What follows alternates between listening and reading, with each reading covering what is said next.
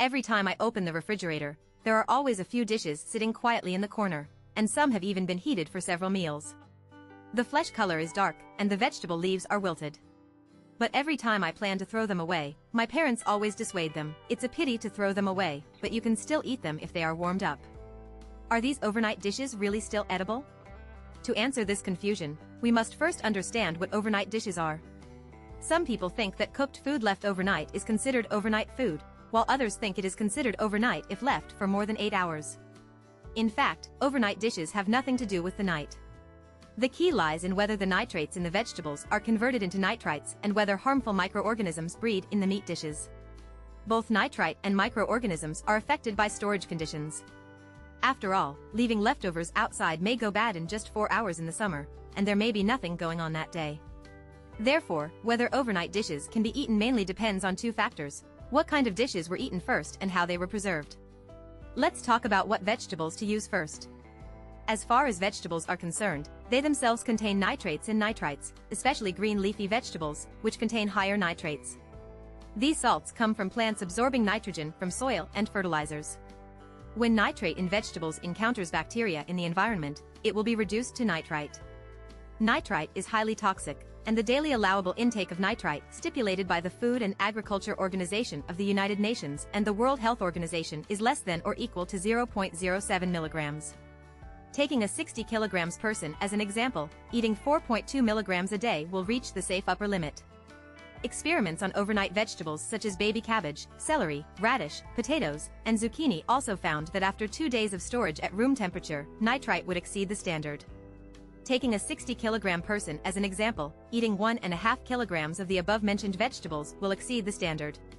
If it is a child weighing 20 kilograms, eating half a kilogram will exceed the standard. Like vegetables, the problem with meat dishes also lies in microorganisms.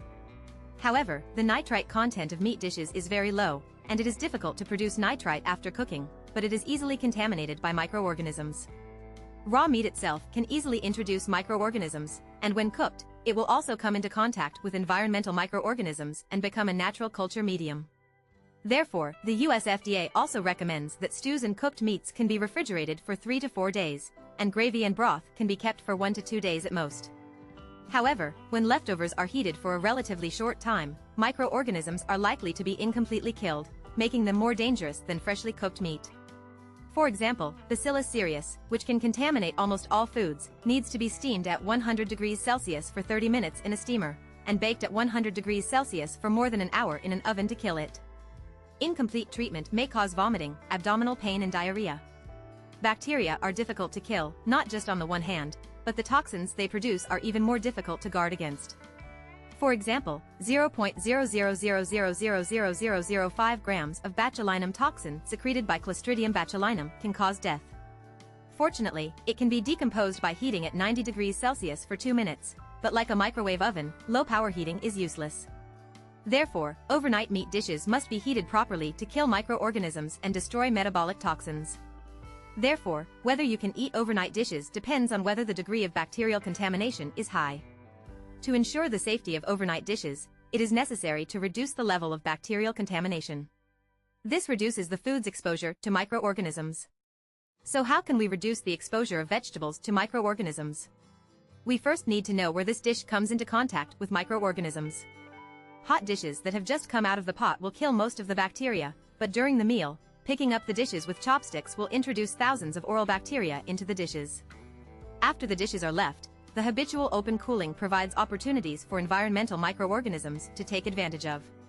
When the food temperature drops below 60 degrees Celsius, microorganisms begin to grow. When the temperature drops to between 40 and 30 degrees Celsius, the microorganisms begin to party. After putting it in the refrigerator, if it is not sealed, the leftovers will attract another wave of refrigerator microorganisms. Therefore, the correct preservation of leftovers is crucial. If you simply need to eat leftovers, such as going to work or taking meals out, the freshly cooked dishes need to be packed and sealed with clean tableware while hot, and then placed outside to cool down. Wait until the temperature drops to room temperature before placing it in the refrigerator. In this way, microbial contamination of food materials can be avoided to the greatest extent. Of course, if you don't have time to wait for it to cool down, you can also put it in the refrigerator directly after installation, but cooling the refrigerator will consume some electricity.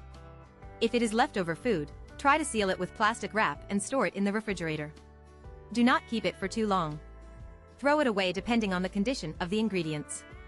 This is the second determining factor in whether overnight food can be eaten: how to preserve it. In general, it is better to leave meat than vegetables. Clean the green leaves first, eat the roots slowly, and never wait for the cold seafood. The plate of leftovers in the parents' refrigerator carries their deep-rooted philosophy of thrift. Although it has its historical significance, health is always worth cherishing more than a plate of leftovers.